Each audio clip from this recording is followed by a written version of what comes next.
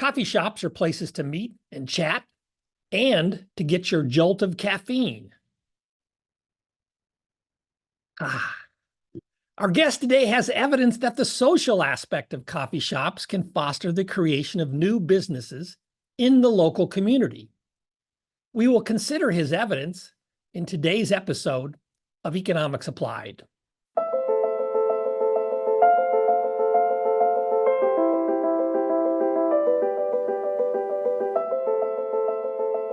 Welcome.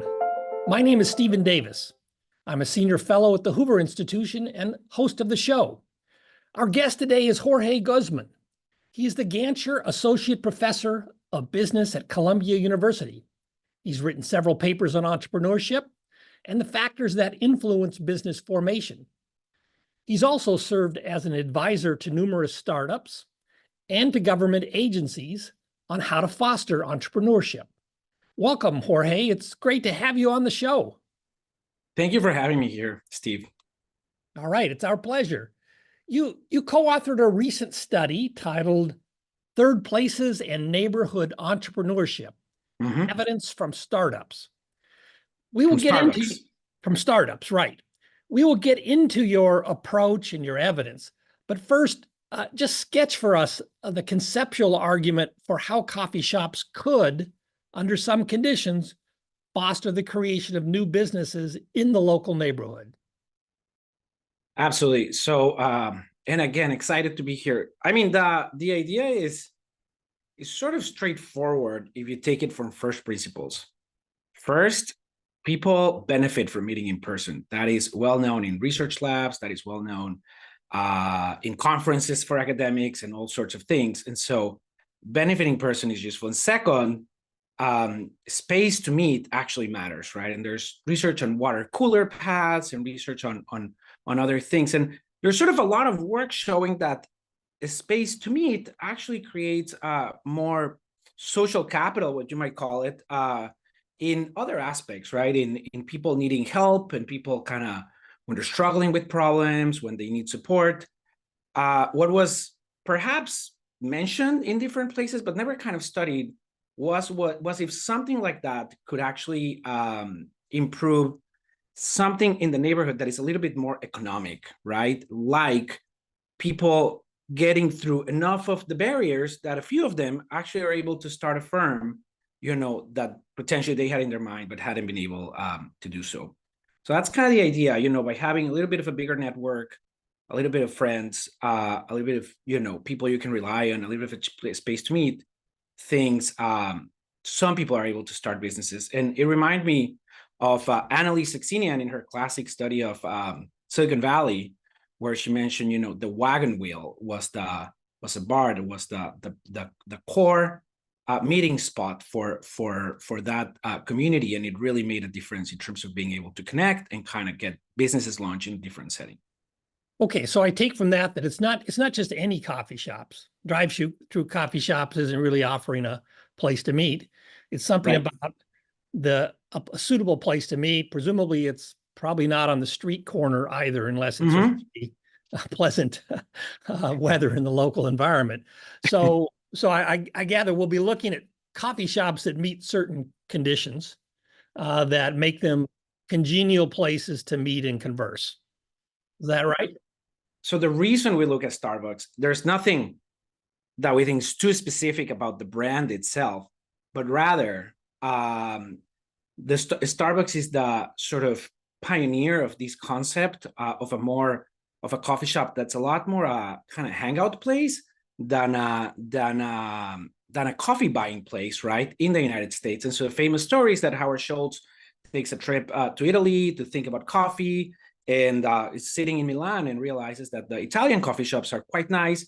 They sell coffee that is quite a bit more expensive, right? And maybe more complex, but they make up for it by having a appealing place to be and just a place to hang out and sit with your friends. And he brings that concept back. And so kind of in the time period we study, they're the first ones introducing this concept, and they sort of anchor it. And this is why we have our title on this idea of third places, right? And comes from a sociologist called Ray Oldenburg, who was at his time really focused more on kind of civic organization, but it says, look, people, when these places to meet really matter, just like taverns during the American Revolution, they really matter to bring people together and kind of get this civic action.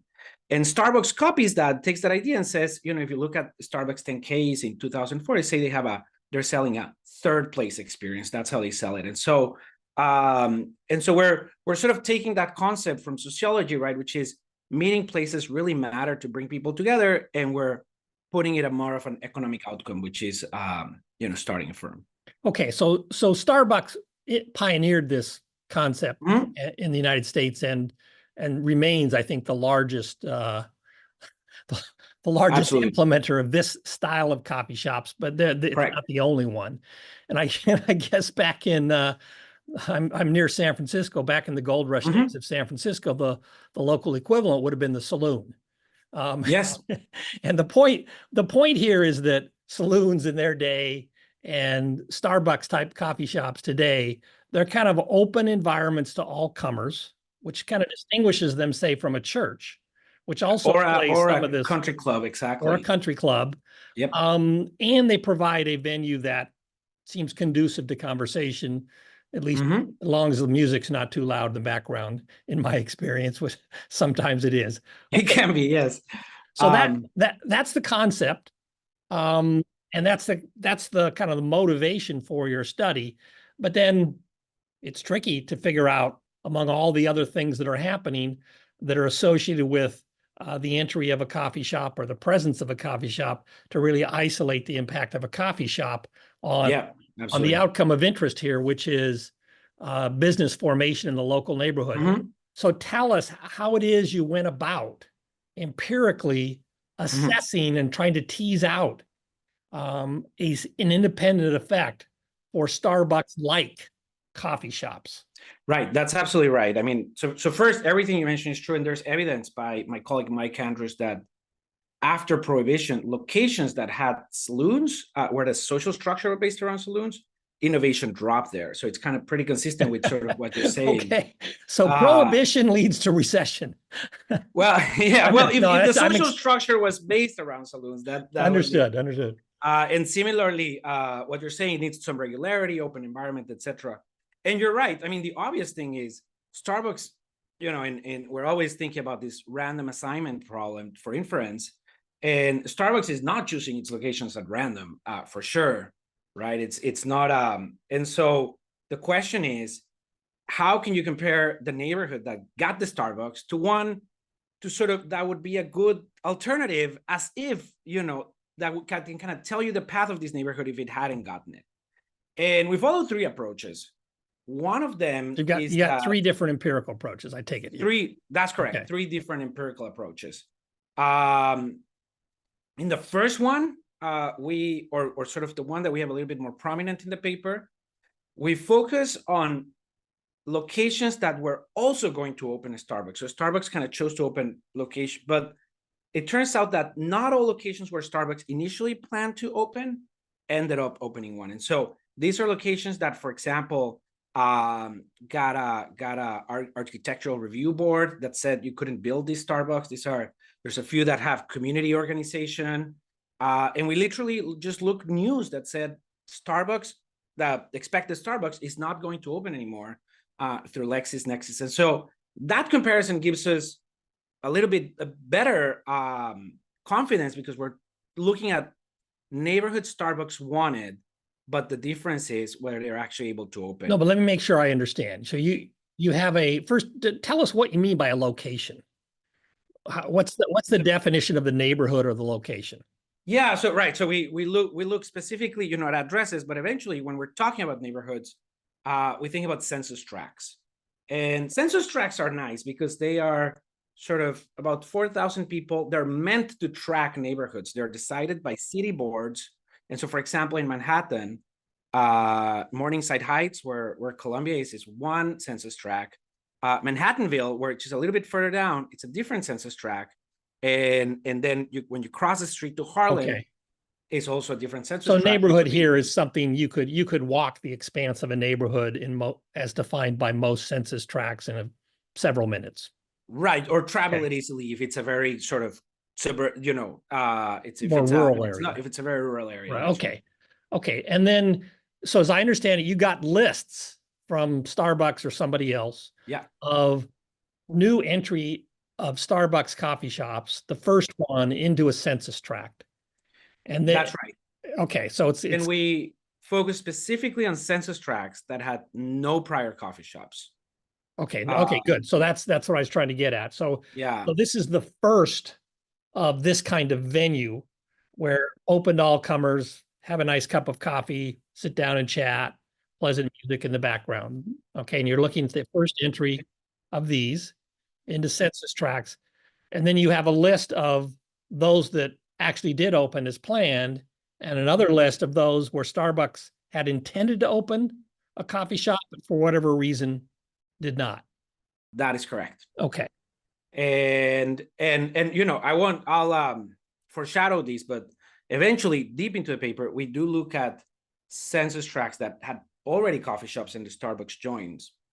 And there we find no effect, which is kind of consistent, right? Because it's really about what it brings into a neighborhood's ability to sort of function, rather than just kind of Starbucks itself. But coming back to these rejected, we call them rejected, right? Rejected Starbucks. We can do two things, right? First, we can see what happens to the neighborhood if that Starbucks would have opened, right? You see what I mean? So we can see, typically we always evaluate pre-trends, which is we see how the neighborhood is doing before the Starbucks come in.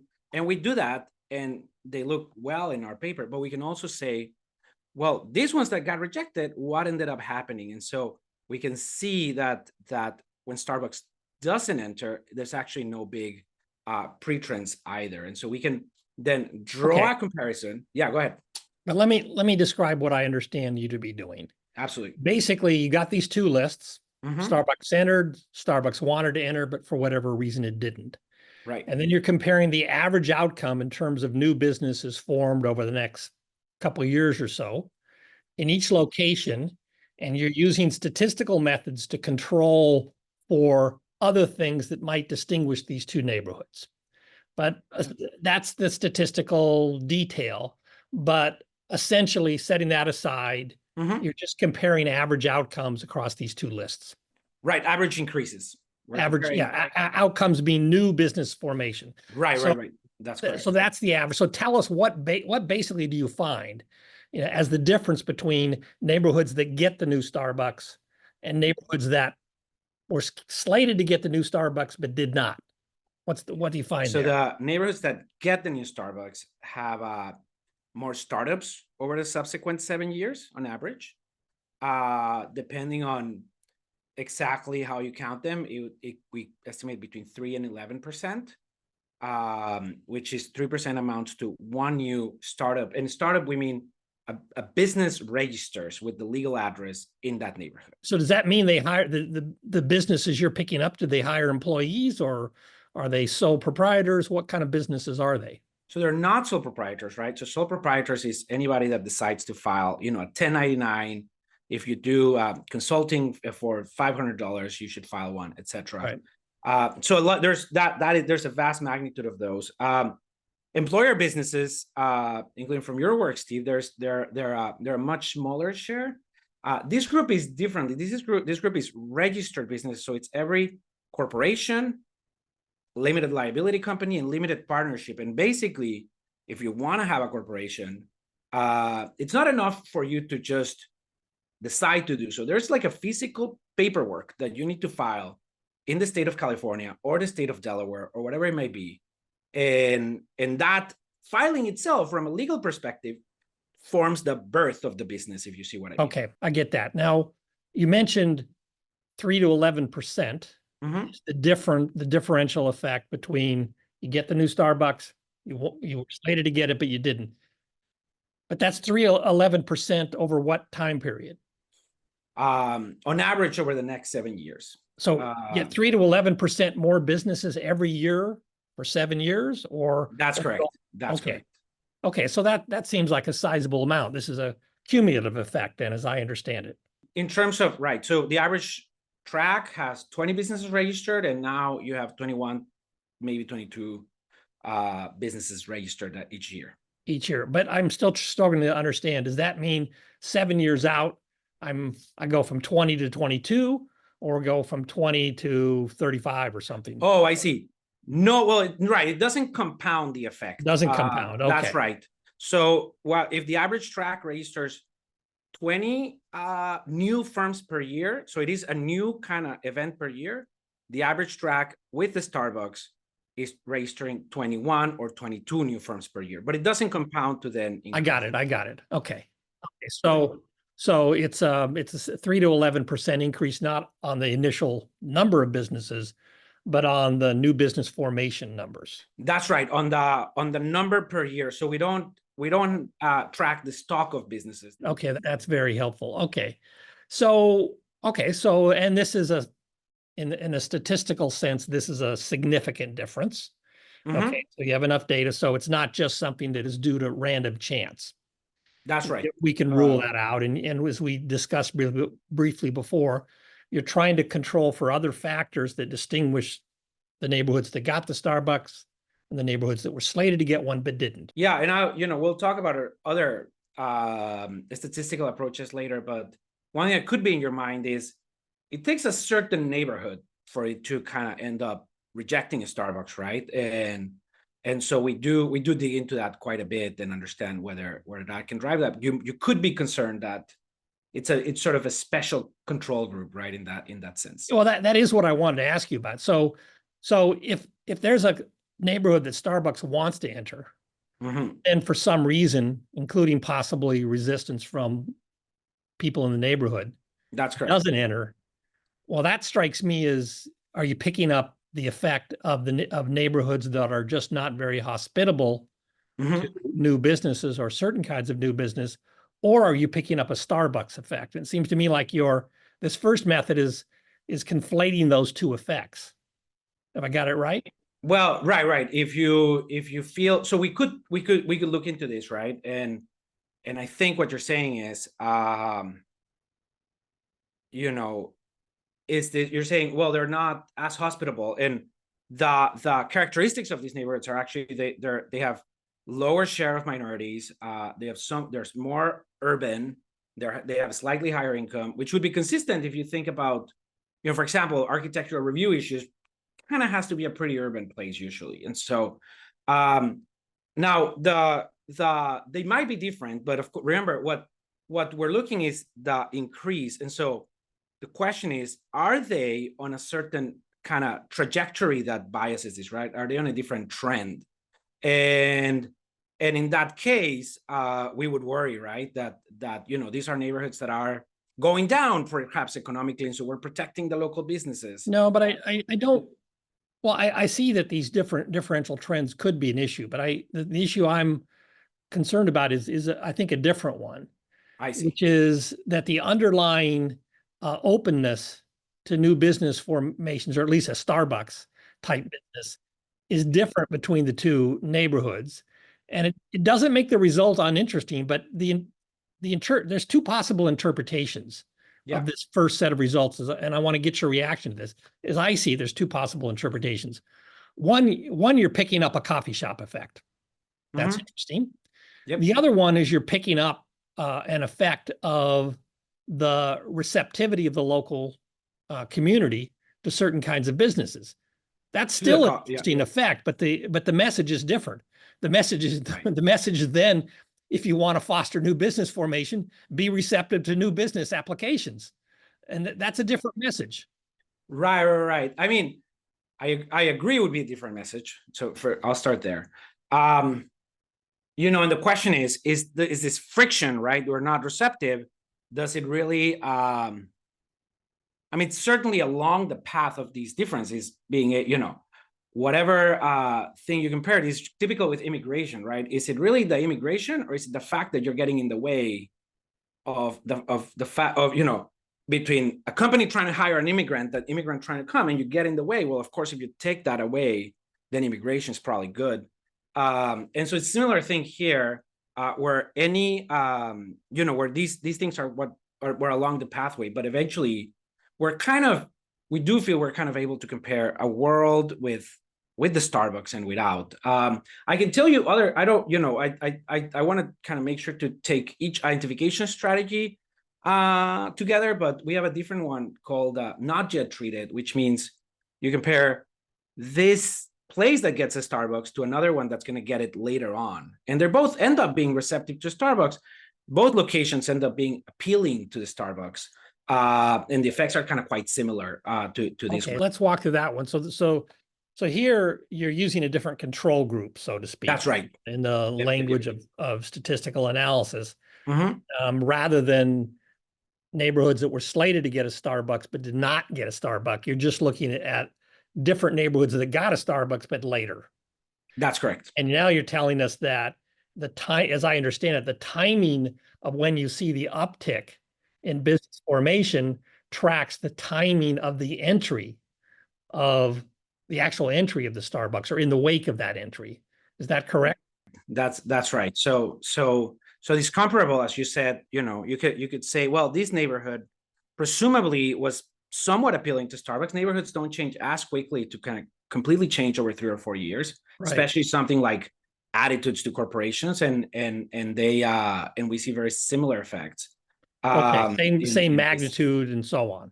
So that one is more precise, okay. and ends up being, you know, I said 3 to 11%, because we can include a lot more tracks. You know, it's everybody that what we call treated. I'm almost sure this one is 5 to kind of more 7 or 8.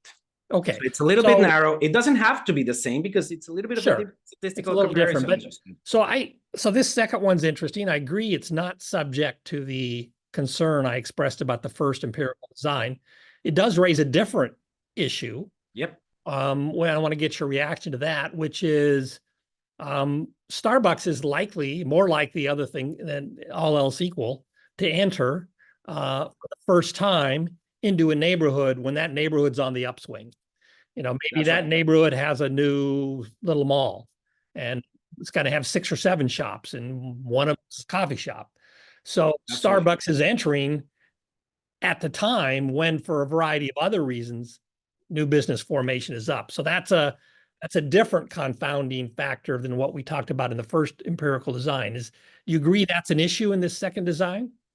Yes, I mean, it would be an issue, and of course, but if we hadn't, you know, done a battery of tests to understand to what extent that's happening. I mean, there's 2 ways. As you said, you know, real estate agents sometimes call this the Starbucks effect, which they, you know, it's an amenity in a neighborhood. You can imagine it changing real estate prices. You can imagine other things like that. You can also imagine the Starbucks itself. It comes in and there's sort of what we call in economics demand pooling, because you can go to Starbucks, now you go and buy your dressing. And of course, if in your mall example, that's a very good one, because when the stuff wouldn't happen before the entry of the Starbucks, but it's really the mall opening that opens all the businesses rather than the Starbucks itself, right? Right. And so we do. So let me tell you what evidence we have on this topic, because I think it's a very important one. We have the basics first on these kind of event studies that we mentioned. And the first, there is no pre-trend. So that means that, you know, a neighborhood that's on the upswing should have seen increasing entrepreneurship even before Starbucks enters. I mean, of course, conditional on the way we control for it. Second, according to our kind of idea of social networks in third places, that doesn't happen over a day, right? That happens as people develop kind of a little bit more social capital. And so we should see a more kind of slower effect that takes a few years to really reach its new level. And that's kind of what we see. But then we do a few other things. The first thing we do is we use SafeGraph data. So SafeGraph is a really nice data that uses kind of geocoded tracking. So it tracks different people and how they're moving across locations. And it also has the footprint of each establishment based on satellite images. Okay. And we test for 2 things, right? We test whether Starbucks that are getting a lot of people are the ones that predict a bigger effect. And we also test the Starbucks that are bigger, right? You know, predict a bigger effect. And in fact, you know, usually the mall example, it is about very small Starbucks inside a big establishment. And we find no effect for those. But we find a large effect on a larger footprint or a larger. So there's a lot to unpack there. I want to go back to something you said in the first part of your remark. and draw attention to it, because I think it involves a different reason, a different mechanism through which coffee shops Absolutely. and facilitate business formation than the one you set forth at the beginning of our conversation. One you set forth at the beginning of our conversation was about coffee shops as meeting places that facilitate the exchange of ideas, getting to know someone, and that could foster business formation. But now you made a different point, which is a coffee shop has amenities value to people in the local neighborhood and just makes more people want to come into that neighborhood. Yep. Possibly from other neighborhoods nearby, or possibly just come out of their apartments and go to the coffee shop. But that makes it a more attractive place, not because of networking reasons, just because you've got more foot traffic on the street and so on. For other types of businesses, maybe a bakery, you know, something else that's, or maybe that complements coffee, hair salon, right? So that's another way in which coffee shops could facilitate business formation, but it's not working through the social networking effect. And that's right. do I understand correctly that you intend to capture both the amenity value effect and what it does to local foot traffic, as well as the social networking aspect? Or are you trying to separate those out? So, right. So what I think what I've said so far, maybe, you know, if you're a reader, you might think, if you're a sympathetic reader, you'd say, okay, I'm convinced a Starbucks comes into a neighborhood and the neighborhood sees more companies. And now you're sort of telling me, well, why is that? Is it really networks? Is it what we in economics call demand pooling, which is the same thing you call foot traffic? You know, it's just cheaper for me to sell, you know, phones right next to a Starbucks because people are coming to Starbucks anyways, for example. Right. So we do probe at that. And, you know, it's one case where I would have been happy if any answer would have been true.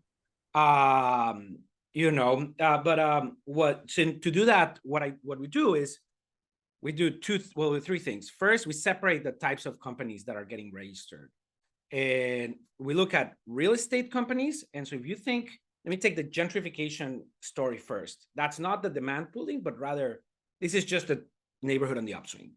Then you would see maybe an even more substantial increase on real estate startups, right?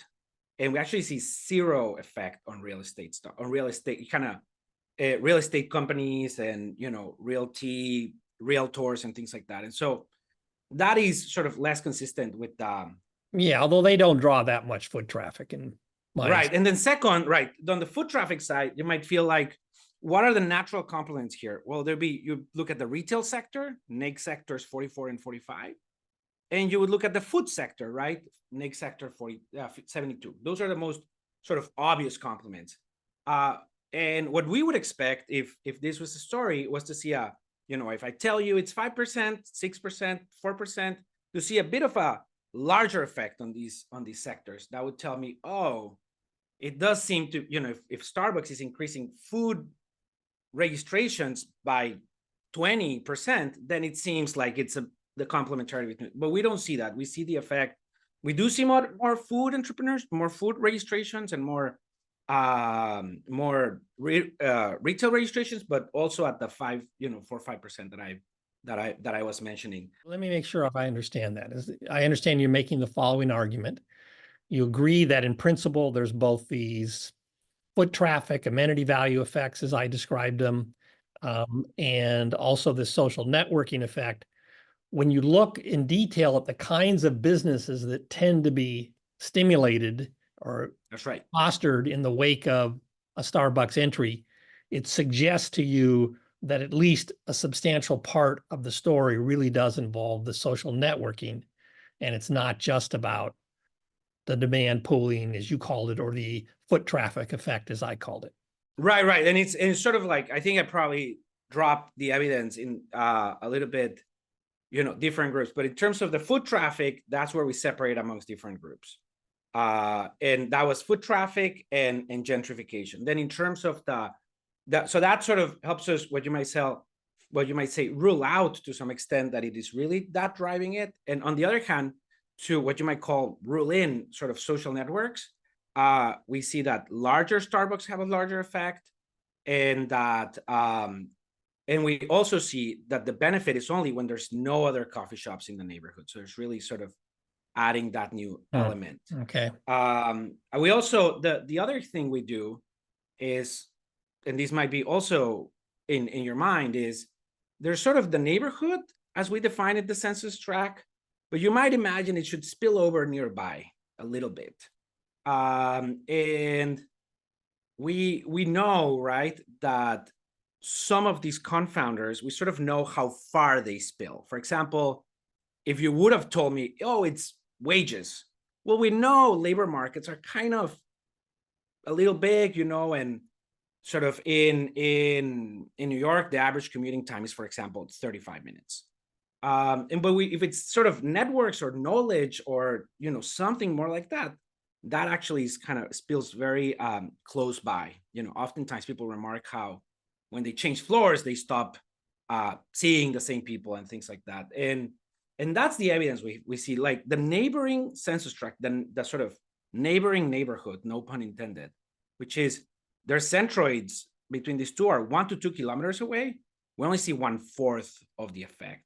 Once you're 4 kilometers away, you know, we're only seeing 1/10 of any impact. And so it has an impact, but it's dropping very quickly. And in sort of the papers on networks and entrepreneurship, it tracks that kind of gradient very well, if you might say. Okay, so basically you're finding the biggest effect in the own neighborhood of a new Starbucks entry, but the adjacent neighborhoods are also seeing somewhat smaller effects, still in the same direction. You get more business formation. So if this neighborhood gets a new Starbucks, then the neighborhood next to it also has more business formation, smaller effect. Mm-hmm. By the time you go a couple kilometers or so away, then the effect's basically dissipated. Right, exactly. So the next one is positive, but it's also sort of dropping quickly. Dropping quickly. It's a Okay. big difference being in the right place or not in that sense. Okay, so let's so I think if I understand correctly, we've gone through 2 of your empirical designs strategies. That's right. You said you had 3. So what's the third one?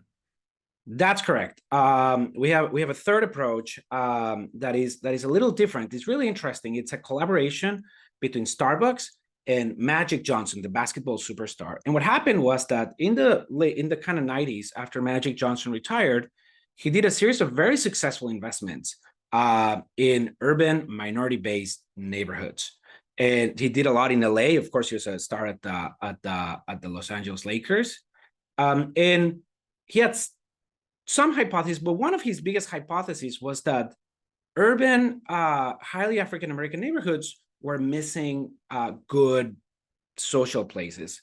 And so he created, he has a collaboration with TGI Fridays, something with cinema, with AMC. The biggest one was something he called United Coffee Urban Coffee Opportunities, which was a full collaboration with Starbucks. It was, and based on his hypothesis that at the time, these neighborhoods have much lower social opportunities, and there was sort of much more upside. We see that when these Starbucks open in the Magic Johnson neighborhoods, the effects are even larger, right? We're talking 20% increase in startups, 25, I think in one estimate, it's 30. And part of the reason is, related to this hypothesis for Magic that, there really is no place to sort of hang out. The first one opened in Ladera Heights, and, the listeners can Google it. And, Ladera Heights, Starbucks closes. Even 2018, it closed. So it opened 20 years before. And when it closed in 2018, the first thing that you find is Starbucks closes in Ladera Heights. It was a great social spot for the African-American community in the neighborhood. So it's still, really underscored that social aspect. Okay, so that is interesting. And I guess it's worth pointing out here, there's potentially a Magic Johnson effect. That's right. It's apart from the coffee shop effect, because he was and remains an extremely visible figure in the country at large, but especially in the African-American community, and a very well liked. The guy's just inherently likable. If you just listen that to is his true. talk. So, but it's also plausible, as I think you suggested, that the true coffee shop effect in these neighborhoods could be larger than in your other empirical designs because they were so lacking in social spaces to start with. That's true. And I mean, you're completely right. And this is one where we cannot separate at all the Magic Johnson effect and the social space itself. And we don't claim to in the paper. I think it's still really interesting that it was doable even Right. with somebody like Magic Johnson. And I think to me, it's just outstanding how what was a commercial intervention, right? Which is sort of in the back of my head why one thing I like about this paper is that it was a commercial intervention having a pretty positive impact on underserved neighborhoods. And when you think of governments and things like that, often there's two, they forget that people, right? They're sort of, anytime you go to any neighborhood, you find smart people, you find nice people, you find earnest people trying to help each other, and that enabling that can make a difference besides sort of other types of intervention that are more education or sort of poverty relief. And second, that often when you go to underserved neighborhoods, you're not thinking about business outcomes. But if you look at the inequality, my co-author is a sociologist, one of my co-authors in this paper, and the inequality literature is all about how it's hard to get jobs, it's hard to get, William Julius Wilson, about the difficulty between access to jobs in different urban neighborhoods. And so the economic outcomes and choices, sort of such like entrepreneurship, seem to be pretty important to kind of solve this problem. Yeah, and there's another aspect about this. You don't talk about this in the paper, and you haven't mentioned it, but I wonder whether it's in play. So I spend a lot of time in coffee shops, and I have over for some decades now, including in Chicago, where I lived during most of my career. Yep. And if you spend time in coffee shops, you'll notice that police officers often take their breaks in coffee shops. And especially if you're in neighborhoods where you might be a little concerned about the safety and the orderliness of the neighborhood. Yeah.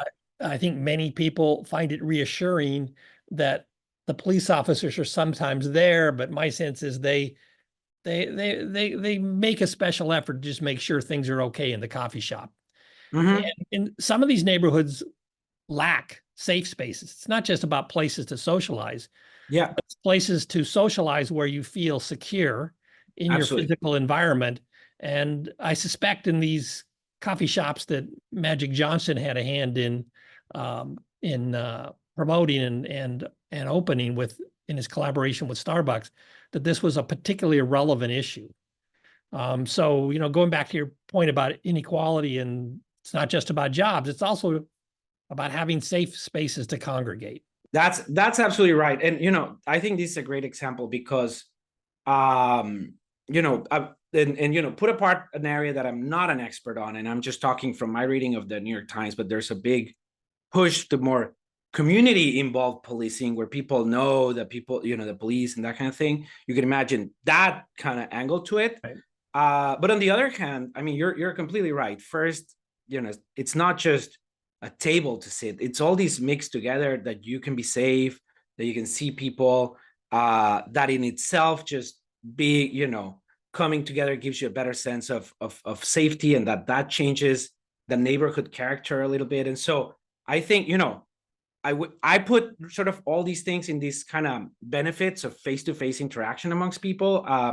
And I think for me, one of the things I'm hoping to do with my collaborators is really, dig deeper into what exactly is happening and not happening thanks to this, because those are things we don't get to, and they just seem so interesting, just as you're kind of pointing to. Okay, so we've gone through briefly your three different empirical approaches. Each one of them raises some issue about potential confounding factors and exactly how to interpret the evidence. But on balance, the weight of the evidence suggests that the entry of a new coffee shop, a sit-down Starbucks style, yeah, that into a neighborhood where there wasn't previously such a venue, yep, fosters more business formation than would have occurred absent that entry. That's the general thrust of your evidence. You're right. No, the one thing I didn't mention, I'll just throw it quickly, is that we do look across different brands of other coffee shops, and we look at something like Dutch Bros, which is a drive-through coffee shop, and Dunkin' Donuts. We don't see any effects from there. And then we look at one called Caribou Coffee, very similar to Starbucks, well, just kind of in the Midwest. Oh, you know it? I know it well. Yes, it was Chicago. Visit times to Caribou Coffee are very similar to Starbucks when you look at the distribution, and the effects are virtually indistinguishable, at least in our estimators. Okay, this is back to our earlier point. It's really the Starbucks, the sit-down style Starbucks with a pleasant ambiance where you can communicate and interact socially, not just any old coffee shop where you drive through and get your cup of Java. Okay, but right.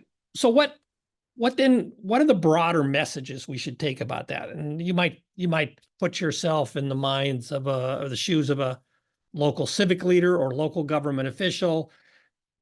What should they take away? What's the big message from your study for them? Assuming they want to foster more business formation, let's take that as a given.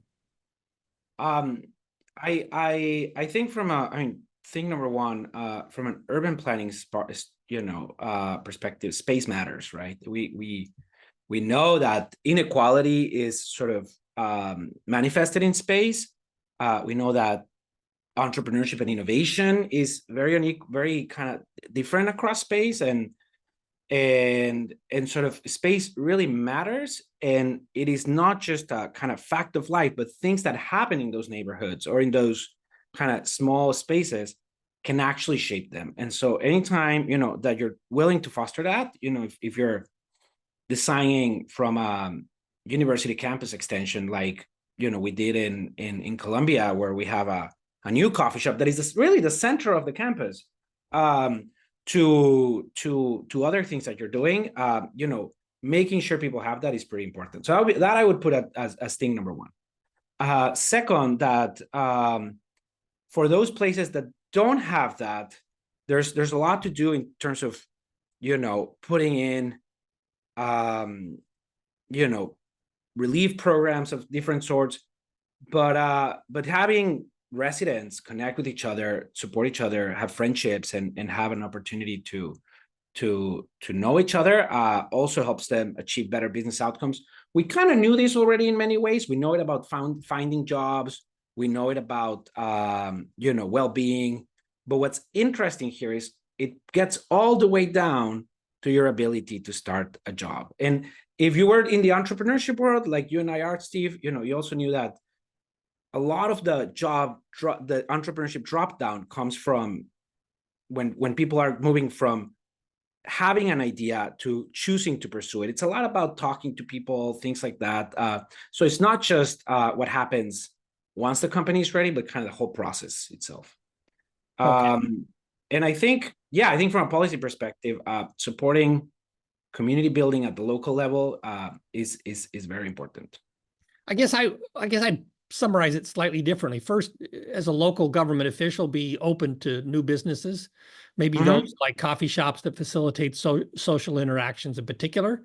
That'd be point one. Point two is make sure you provide a local environment where businesses want to be and people want to be. And in many U.S. urban environments, that means more than anything else, just making people safe when they're in the neighborhoods.